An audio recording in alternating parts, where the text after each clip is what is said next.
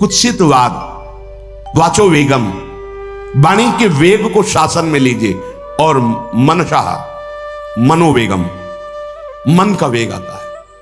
ये देखूं, ये भोगूं, आदि आदि संकल्प विकल्प, इसके वेग को सह जाओ। कुछ नहीं बोलना, सहने का मतलब होता है कुछ नहीं बोलना। मन कह रहा मुझे ऐसा करना है, मुझे ऐसा करना है, मुझे ऐसा, कुछ नहीं बोलना। कुछ भी उसकी जलन जो हो रही है किसी से नहीं कहना, शांत गंभीर, खत्म। पर उपासक क्या करता है, जो कच्चा उपासक है, नहीं नहीं अब मेरे मन में आ रही, मेरे मन में जलन हो रही, मुझे ऐसा करना है, मुझे ऐसा नहीं। शांत, ना बोलना है जो मन में आ रहा है, ना उसकी जलन पर ध्यान देना है, अपने मंत्र नाम उपासना कर्तव्य में लगे रहो, शांत हो जाएगा। इसके शांत करने की युक्ति है, इससे मतलब मत रखो। जैसे एक पागल आदमी रोड में खड़े तुम्हारे ऊपर कंकड़ फेंके, थूके, गाली दे, तो अपने लोग क्षमा भाव से कि वो पागल है, ऐसे मन भी पागल है, इसके निर्णय पे ना हो। ये क्षण क्षण में बदल, इसको भजन से मतलब नहीं है, इसको क्षण क्षण में नवीन नवीन प्रपंच चाहिए। ये मनसा वेगम, मनोवेगम, इसका स्वरूप यही है, यही बंधन और मोक्ष का कारण है। ये क्षण क्षण में प्रपंच चाहता है। 5 ज्ञानेंद्रियों के द्वारा ये जाल रचा करता है जीव को फंसाने का। जहां हो, जैसी परिस्थिति में हो, बहुत अच्छी परिस्थिति भगवान ने दी, उसी परिस्थिति में भजन कर ले जाओ। परिस्थिति बदलने की जरूरत नहीं है, भजन करने की जरूरत है। भजन कर ले गए तो स्थिति बदल जाएगी, परिस्थिति नहीं। परिस्थितियां कहीं भी अनुकूल नहीं होती, स्थिति अनुकूल बनाई जाती। भजन के द्वारा स्थिति, जीवन में कभी कोई परिस्थिति ही ऐसी नहीं रही जिसमें भजन किया जा सके। जीवन में पूरे, अगर पूरे जीवन के तारतम्य को देखते हैं तो एक कष्ट की वेदी पर स्वाहा ही स्वाहा होता रहा है। जीवन की आहुति केवल कष्ट पर, और आज भी कष्ट ही कष्ट। फिर आप सोचोगे सुख किसे कहते हैं? ऐसे कांटों वाले पेड़ पर ऐसा सुगंधित फूल खिलता है कि जिससे परमात्मा मुग्ध हो जाता है। जीवात्मा नहीं, परमात्मा मुग्ध हो जाता है। वो ये मार्ग है। उस सुमन को लेकर वो अपने श्रृंगार में लगा लेते हैं। सुमन, सुंदर मन, ये कांटों पे खिलता है। जैसे गुलाब का फूल कांटों पे नहीं खिलता, हाँ ये कांटे हैं। हर द्वंद की पीड़ा को सहता हुआ जब उपासक आगे बढ़ता है तब सुमन खिलता है। उस सुमन को प्रियाजू अपने केश पास पे धारण करती है। उस सुमन को प्रियाजू अपने कर कमल में लेती है। अगर आप सहना नहीं सीखे, मांगे बनी रही हृदय की, ऐसा हो तो भजन हो सकता है, ऐसा हो तो भजन, तो लिख लो आप। मन बहुत चंचल है, इसको हर समय नवम नवम नवम, जहां जैसी परिस्थिति उसी में भजन करके निकल चलो। गृहस्थ में हो, विरक्त में हो, गांव में हो, शहर में हो, जहां जैसी परिस्थिति, परिस्थिति बदलने की कोशिश मत करो, स्थिति बदलने की कोशिश करो। जिनको लगता है परिस्थिति बदल जाएगी तो भजन होने लगेगा, नहीं, भजन होने लगेगा तो किसी भी परिस्थिति में भजन होने लगेगा।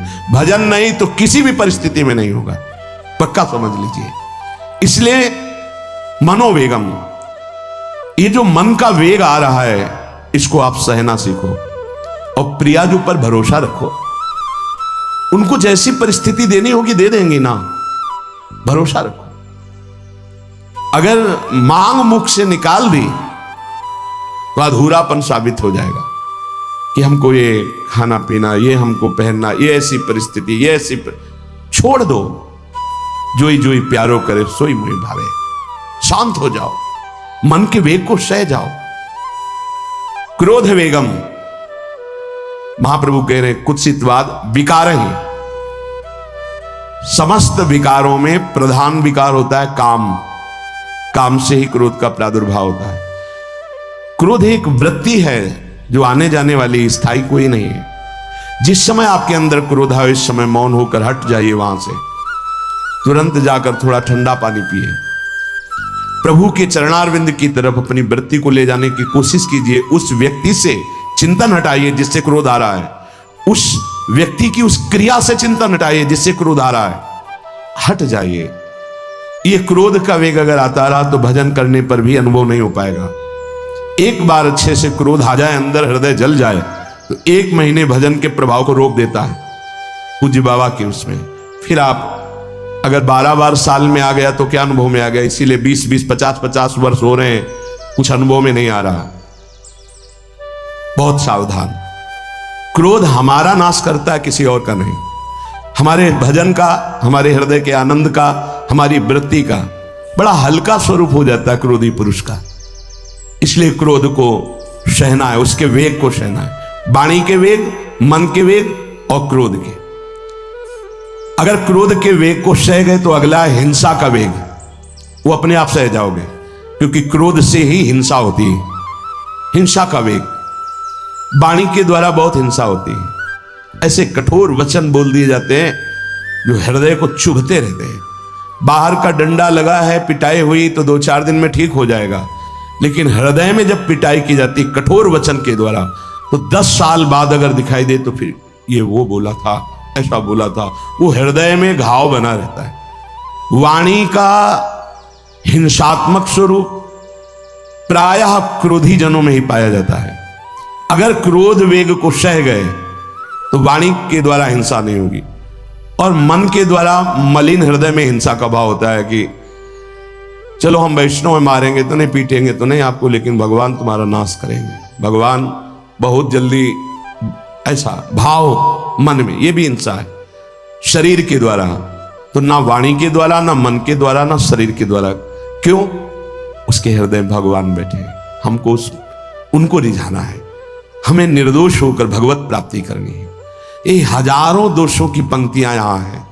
कोई कह दे हम निर्दोष हैं, हमें लगता है कि यही सबसे बड़ा दोष है। नहीं तो अंदर देखा जाए ना, तो क्रम क्रम से धीरे धीरे निर्दोष हुआ जा रहा है प्रभु की कृपा से। कोई जन्म से निर्दोष नहीं होता, वो तो अवतार होते हैं भगवान के। एक पद में था, शरण जिसको ले ली हृदय से लगा, और विषय पंख से धीरे धीरे, क्रमशः विषय पंख से धीरे धीरे उसको हटाया। हित जो महाराज जी के लिए है, हमारे हृदय को धीरे धीरे निर्विषय किया जा रहा है। और सहत सहत बाढ़े भगत ग्रहतन गुरु हितगार, इन दोनों का मिलान कर धीरे धीरे सहाते सहाते हमें निर्विषय किया जा रहा है। आचार्य चरण, इष्ट देव, गुरुदेव कर रहे हैं। हमको राजी रहना है। जैसी परिस्थिति है, जैसे भी हमें गुरुदेव रख रहे हैं, इष्ट देव रख रहे हैं, हमें राजी रहना है। इससे क्या होगा कि हमारे अंदर क्रोध नहीं आएगा, गुस्सा नहीं आएगा। नहीं, ये इतना बेईमान मन है कि इष्ट देव पे भी गुस्सा कर सकता है, ये आचार्य पे भी गुस्सा कर सकता है, ये परम कृपालु गुरुदेव पर भी गुस्सा कर सकता है। क्रोध वेग सह गए तो वाणी और मन और शरीर के द्वारा जो हिंसा का वेग है उससे बच जाएंगे। ठीक है ना? उदर वेगम, उदर वेग भूख। आप लोगों को तो हमें लगता है कि इस वेग को सहना ही नहीं पड़ता। ये जो विरक्त गंगा किनारे घूमने वाले हैं, इनको ज्यादा इस वेग को सहना पड़ता था, क्योंकि प्रायः कभी ऐसे शाम के समय पहुंचना होता, जब आप गंगा किनारे नहीं रुक सकते तो आश्रम, अब वहां पूछ लिया तो पूछ लिया, नहीं पूछ लिया तो राधे श्याम पढ़े। अगर कोई मंदिर मिल गया तो हम आश्रम आदि कोई खोजना ही नहीं, गांव में तो जाना ही नहीं है, क्योंकि नवीन अवस्था में कभी गांव में भिक्षा भी नहीं मांगी, आकाश वृत्ति का ही आश्रय लिया जो शास्त्र सम्मत। गांव में कभी पूरे जीवन में किसी गांव में किसी एक रात्रि किसी घर में कभी सहन नहीं। गांव के किनारे मंदिर मिला या कोई आश्रम संत जनों का, वहां भूख के वेग को जो सह जाए तो भजन में बहुत रुचि हो जाती है, क्योंकि भजन से चित्त तटेगा तो भूख व्याकुल करेगी, और उसकी व्याकुलता से बचना है तो भजन में लगना पड़ेगा। और आपको सच्ची कहते हैं कि कई कई दिन भोजन न मिलने पर भी शरीर में गंगा जल के कारण कभी कमी महसूस नहीं हुई। जो दूध में पावर है उससे अधिक सामग्री गंगा जल में है। अब वो बहुत से ऐसे नगरों के समीप से गंगा मैया निकली जहां से बड़ी बड़ी फैक्ट्रियों का, तो नहीं, बहुत सुंदर गंगा जल, वो तो सुंदर है ही, था, है, रहेगा। अपने लोग बड़े बड़े ऐसे नाले ऐसे जिससे वो भाव तो है पर वस्तु तत्व है, पर जो दृश्य है वो अब गड़बड़ हो रहा है। ऐसे यही बड़ा नाला गिर रहा है सामने जाके, अब वहां ऐसे रज लेके ऐसे लगाओ तो दुर्गंध युक्त निकलेगी, क्योंकि वो ऐसे देखो तो ऐसे पदार्थ बहते नजर आ रहे कि अब ये दुर्भाग्य ही है समय का कि परम पावन गंगा यमुना जैसी नदियां जहां स्नान आचमन और भरपेट जल पीकर परम पवित्र और भगवदानंद में डूबा जाता था, वो भी सौभाग्य छिन रहा है। तो अगर सब सुविधा है तो भी हफ्ते 10 दिन में एक बार इस वेग को सहना तो सीखे। कस के भूख लगे और आज नहीं पाएंगे। एक दिन किसी व्रत का अनुष्ठान करने के लिए हम नहीं कह रहे, लेकिन इस वेग का आनंद तो लीजिए ना कभी। एक टाइम का छोड़ दीजिए, एक दिन केवल हफ्ते में सुबह थोड़ा ले लिया, बस अगले सुबह लेंगे तो आपकी दिनचर्या नहीं बाधित होगी। आपको तो मिल रहा है ना, मिल ही नहीं रहा। जो उदर वेग है, भूख में भजन का एक तार जुड़ता है, ये देखा है। क्योंकि ना तो नींद आएगी और ना कहीं और कोई प्रपंच की गुंजाइश है, क्योंकि उदर वेग जब भूख से व्याकुल जी होता है तो बचने के लिए एक ही उपाय है, केवल भगवत चिंतन। हटो उसके चिंतन से। ये पूर्व के संतों ने बहुत कष्ट पूर्वक भजन करके जो लाभ प्राप्त किया है वो आप लोगों को सहज में मिल। कभी कभी अपने को इससे परिपक्व करना चाहिए। जैसे शास्त्रीय पद्धति में महीना में 2 तो व्रत ही हैं, 15 दिन में एक एकादशी, 15 दिन में एक एकादशी। वो इसीलिए रखा गया है सार्वजनिक रूप से कि वो संयम को ना कर पाए तो 15 दिन में एक दिन संयम पूर्वक पवित्र भजन। अपने लोग जानबूझकर हफ्ते में एक टाइम छोड़ दें या एक दिन कभी ऐसे, तो उदर वेग को सहते हुए भजन। उदर वेग देख लो, उदर वेग को सहने के लिए तो अगला जो बात कह रहे हैं वो अपने आप सह जाओगे। जैसे क्रोध वेग को सह गए तो हिंसा वेग पर आप शासन कर लेंगे, ऐसे उदर वेग को सह गए तो उपस्थ वेग को सह जाएंगे। उपस्थ वेग कहते हैं जनेंद्री के कामोपभोग को। जब पेट में भरपेट भोजन ही नहीं है ना तो और कुछ चिंतन ही नहीं रहा। यौवन अवस्था जवानी ऐसे भगवान ने काटी है कि याद ही नहीं रहा कि संसार का कोई सुख होता है। भाई एक लक्ष्य ब्रह्माकार वृत्ति कैसे कैसे तत्वबोध हो, बस कठिन से कठिन जहां वैराग्य की भूमिका वहां कूद जाना, उसी में स्थिति में आने की कोशिश करना, देह राग का त्याग करना, ये युद्ध चल रहा था। बड़ी कृपा है। उपस्थ वेग, इसका जनेंद्री का वेग आता है। जो स्कूल में आदतें जिनकी गंदी हो गई बच्चों की, फिर आगे वो संयम में, उनको बहुत बाधा है। कई ऐसी क्रियाओं से वो जानकारियां रख लेते हैं कि जो अपना सर्वनाश करने के लिए पर्याप्त है। उपस्थ का जब वेग आए तो सहने की सामर्थ्य उसी की आएगी जो उदर वेग को सह जाता है। पक्का।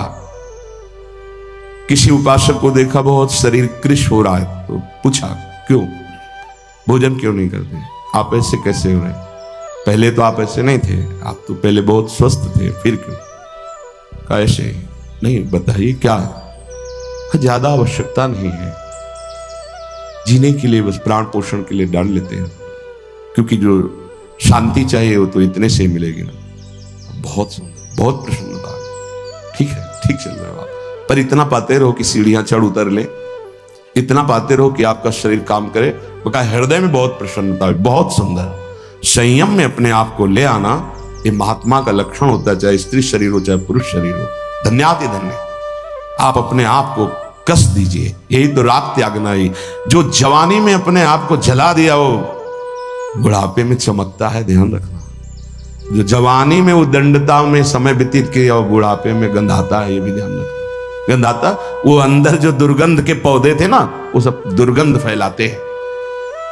पूज्य श्री पंडित गया प्रसाद जी महाराज जी ने कहा, गृहस्थी में होते हुए भी 40 और 45 के बीच में काम विजयी हो जाना चाहिए, नहीं तो जीवन बिल्कुल बर्बाद हो जाएगा। जो कुछ गृहस्थ धर्म की सेवा है 40-45 के बीच तक हो जाए, मतलब 20 से 25 से ब्याह हुआ आपका, 40-45 तक लड़का बच्चा, इसके बाद अखंड ब्रह्मचर्य धारण कर लो। 40-45 से संयम में हो जाओ तो तुम्हारा जीवन सार्थक हो जाएगा। पूज्य पंडित गया प्रसाद जी महाराज। बहुत जरूरी है उपस्थ जनेंद्री के वेग को सहना, पर हर वेग अपने आप में बहुत कठिन है, पर एक दूसरे से इसका तारतम्य है। यदि उदर वेग रसेंद्री को आप शासन में ले लिए तो जनेंद्री को आप शासन में ले लेंगे, और अगर रसेंद्री को शासन में ले लिया तो जनेंद्री को शासन में ले सके असंभव, पक्का। और जनेंद्री रसेंद्री के सब खिलवाड़ चल रहे तो परमार्थ और भगवत प्रेम प्राप्ति तो सब अभ्यास जिनका भगवदाकार हो गया है वो विषयान ग्रहणम तो मुंचंत हुआ। जब इंद्रियों पर शासन बाबा ने अपने किया तो 24 घंटे में एक कवल पाते थे, एक कवल। आश्चर्य होता है, ऐसे सामने दाल रोटी सान ली गई और एक कवल जितना बाबा सिद्धासन पद्मासन का से। और जब भगवदानंद ब्रह्मानंद में 70 घरों में एक दिन में भिक्षा में जाते थे, एक दिन भिक्षा। अब वहां गए तो एक कवल तो पाया ना, तो 70 कवल हो गए। विषयान ग्रहणन तो मुंचंत हुआ, कोई फर्क नहीं। पर हम क्या होता है कि स्थिति होती नहीं तो सिद्धों की नकल करने लगते नहीं। पहले हम साधक हैं, पहले हमारी इन वेगों पर विजय प्राप्त करने की वृत्ति आनी चाहिए। वाणी का वेग, मन का वेग, क्रोध का वेग, हिंसा का वेग, उदर का वेग और जनेंद्री का वेग, एतान वेगान सहते यस्तु विद्वान, वही शास्त्रों के रहस्य को जानने वाला परमार्थी है जो इतने वेगों को सह जाए। निंदा चास्य हृदयम नोपहन्यात, इसके बाद जब उसकी निंदा हो तो उस पर कोई फर्क नहीं पड़ना चाहिए। इसके बाद जो इन सब वेगों को सह गया, अब उसकी निंदा हो रही, कोई निंदा कर रहा है तो उसको आनंद पूर्वक सह जाए। ऐसा क्यों कहा? इसके बाद अगर दोष है, निंदा हो रही, तब तो संभालना ही, ये गलती हो गई आपसे। जब आप दोष रहित है फिर निंदा हो रही तो आनंद पूर्वक आपको उसका विरोध नहीं करना, सहना है। क्योंकि ये सहना बिल्कुल भगवत साक्षात्कार के नजदीक ले जाएगा। देखो, अपमान, निंदा, तिरस्कार, असलियत में हम कैसे साधक हैं इन्हीं के द्वारा परिचय होता है। पूज्य स्वामी श्री अनंग बोधाश्रम स्वामी जी महाराज बड़े महापुरुष थे, जिनको स्वयं करपात्री जी महाराज मूर्तिमान ब्रह्म कह के साष्टांग दंडवत करते, दिगंबर रहते थे, नंग धड़म, केवल गंगा के ही तट पे। वो महीने 2 महीने में और कहीं नहीं जाते थे। एक बड़े वकील साहब थे, वो भिक्षुकों को रोटी दाल से रोज बंटवाते थे, उनकी पंक्ति में लगने जाते थे। महीने 2 महीने में एक बार पंक्ति में लगते थे जाके, नंग धड़ंग अवधूत वेश जटाएं, और जरूर ऐसी चेष्टा करते थे जिससे उनको धक्का मुक्की लगा दी जाए। तो एक दिन गए, लाइन में खड़े हुए, फिर 2 लोगों को क्रॉस करके आगे लाइन में, फिर आगे लाइन, तो जो नौकर डंडा लिए खड़े थे उन्होंने कहा तुम्हें बार बार मना किया, 1-2 डंडे लगे, फिर आगे जाके खड़े, धक्का मारा, पीछे किया। और ऐसा ये महीने 2 महीने में वहां सहने जाते थे। अचानक उस दिन वकील निकले, उन्होंने देखा, अरे स्वामी अनंग बोधास, पता है तुम्हें कौन? साष्टांग दंड। उस दिन से जाना बंद कर दिया। फिर एक दिन गए थे प्रभुदत्त ब्रह्मचारी जी के यहाँ, कहां असनी है और कहां झूठी है। गंगा किनारे पूरी रात चल करके पहुंचे, 2 बजे आवाज लगाई, ब्रह्मचारी। स्वामी जी उतरे नीचे, साष्टांग दंड बैठे। उनका स्वामी जी 2 बजे रात, बोले हाँ ऐसे मना है, आगे कुछ खाओगे पियाओगे? स्वामी जी, और वो भी परमहंस ब्रह्मचारी जी, बहुत संयमी महापुरुष प्रभुदत्त ब्रह्मचारी। टीन में कुछ आटा रखा तो बोले स्वामी जी को तो रोटी बना दे। बोले हाँ बनाओ। रोटी और नमक ऐसे खा, जितना टीन में आटा था सब पागल, जो 2-4 किलो जो भी। तो बोले स्वामी जी आटा तो खत्म हो गया। बोले हाँ, भोजन का स्वाद तो साधु ही जानता है। फिर उठे, झूसी से असनी फिर पैदल। हे संतों की मौत, अपमान, तिरस्कार, क्षुधा, हर वेग, ये हमारी कसौटी है। परमार्थ का पथिक है, जिस मार्ग का हो। देखो सुदामा जी गृहस्थ मार्ग के कितने उच्च कोटि के, नरसिंह मेहता गृहस्थ मार्ग में कितने उच्च कोटि के। एक अभी तो सौभाग्य ऐसा प्रभु देते जब कोई हमारी निंदा करता है, ये सौभाग्य है, हमें सहने का सौभाग्य मिलता है। कभी तो कोई अपमान करता है जब, तो भगवान से प्रेरित होकर वो सौभाग्य मिलता है। ये साधक को उस समय चिड़चिड़ा नहीं होना चाहिए, उस समय मुस्कुराना चाहिए कि आज मेरी स्थिति का थर्मामीटर डाला जा रहा है, कैसे हो, नहीं आनंदित है। पर देख लो, प्रशंसा होगी तो चेहरा खिला हुआ गुलाब के फूल की तरह मिलेगा, और निंदा होगी तो ऐसे होगा। ऐसा नहीं होना चाहिए। नहीं करत जे अनसहन निंदक, तीनों पे अनुग्रह कियो।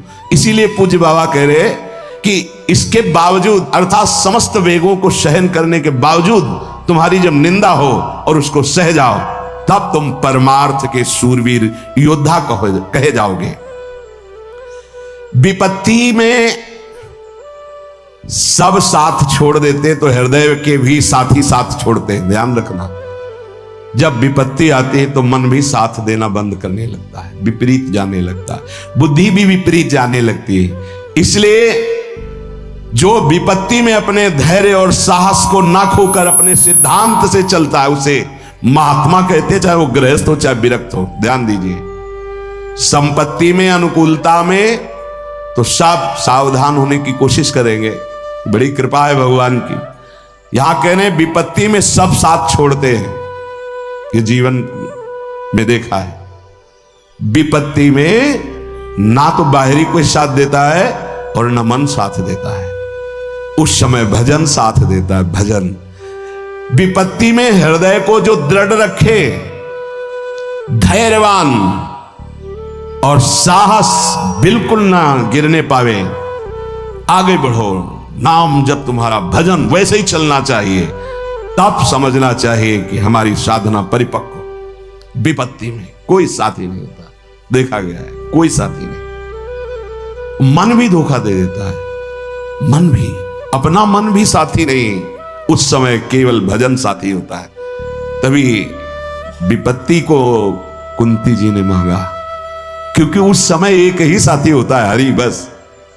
संपत्ति में तो बहुत साथी मिल जाएंगे, अब तो साथी ही साथी हैं, जिधर देखो उधर साथी हैं। और उस समय तो जिधर देखो उधर केवल हरि है, दूसरा कोई है नहीं। ये बड़ा सुख मिलता है जब तिरस्कार और विपत्ति एक साथ होती है, तो सीधे प्रभु से फोन में बात होती, सीधे प्रभु होते हैं कि आपके सिवा को। इसीलिए बहुत प्रवीण है कुंती माता, इसीलिए कहा कि मुझे विपत्ति दीजिए जो हर कदम में आपका स्मरण कराती है। अच्छा, प्रभु जब कृपा करते हैं तो ऐसी विपत्ति देते हैं कि अंतिम श्वास तक वो बनी ही रहती है, अंतिम श्वास तक बनी रहती है। हर कदम पर जैसे गार्ड रखा जाता है ना, सावधान, यहां से ऐसे ऐसे ऐसे, हर समय विपत्ति महारानी सावधान, तुम्हारा जीवन कभी भी नष्ट हो सकता है, किसी भी क्षण नष्ट हो सकता है, इसलिए हर समय लक्ष्य पे रखो अपनी दृष्टि, प्रिया प्रीतम पे। ये कृपा होती है।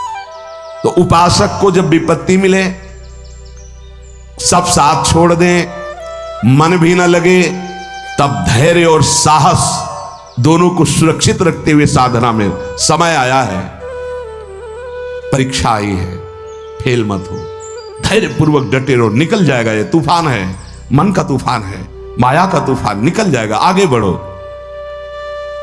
अगर भूल गए तो इससे बड़ी कोई हानि नहीं होगी, ध्यान देना। सा हानिस्तन महच्छिद्रम सा चांद्र जड़ मूढ़ता यन्मुहूर्तम क्षणार्धम वा वासुदेवम न चिंतेत। अय उपासक, वो मुहूर्त, वो आधा क्षण जिसमें आप अपने प्रभु को भूल गए, किसी भी प्रकार से अपमान को देखकर, निंदा को सुनकर, विपत्ति के जग सबसे बड़ी हानि हो जाएगी। आधे क्षण के लिए भी प्रभु को नहीं भूलना। सबसे बड़ी त्रुटि, अंधापन, जड़ता, मूर्खता होगी कि उपासक निंदा सुनकर अपमान की परिस्थिति में या विपत्ति में अपने प्रभु को भूल जाए। नहीं, एक क्षण के लिए भी नहीं। ना संपत्ति में भूलेंगे और ना विपत्ति में भूलेंगे। जो उपासक है वो ममता शून्य होता है, इसलिए उसका भजन नहीं रुक सकता। न शरीर पे ममता है, न किसी संबंधी पे ममता है, तो विपत्ति किस पे आएगी? इन शरीरों पर ही तो आती है। विपत्ति किस पे आएगी? संबंधों पर ही तो आएगी। तो उसका भजन क्यों नहीं रुकता? क्योंकि ममता शून्य है। इसीलिए इस ममता पर प्रहार गुरुदेव करते हैं, आचार्य शास्त्र करते हैं। ममता शून्य बनो, अपनी ममता केवल प्रियालाल से। तो भारी विपत्ति में भी हमारी ममता सुरक्षित श्यामा श्याम से, उनका चिंतन चलता है। एक एक कदम पर वो मुस्कुराते नजर आते हैं, जब किसी का सहारा नहीं होता, किसी का भरोसा नहीं होता, कोई अपना नहीं होता है। ये जानबूझ करके किया जाता है। नहीं तो संसार में सबके कुछ न कुछ अपने होते हैं। संसार में कुछ न कुछ सपने होते हैं और कुछ अपने होते हैं। जानबूझकर सब सपने मिटाए जाते हैं और सब अपनेपन मिटाए जाते हैं। हमारा स्वप्न भी प्रभु होते, कल्पना, भावना, चाहत, गति जो हमारे प्रभु होते हैं, हमारा अपनापन भी प्रभु से होता है। अब व्यवहार में सब अपने हैं। अब देख लो, पहले एक बार अपनापन हटाया, ममता हटाई, प्रभु के चरणों में रखी। इसके बाद अब सबसे प्रभु भाव से नाते ने राम के मने, अब कोई फर्क नहीं। पर अभी ममता से समता में नहीं पहुंचे, इसलिए ममता हटानी है। एक बार हटाओ अपने शरीर से, अपने संबंध से, अपने इंद्रियों के भोगों से ममता हटाकर श्री जी के चरणों में। एक अहमता ममता ये जग में है दुखदाई, ये जब श्री जी की ओर लगे तो होत परम सुखदाई।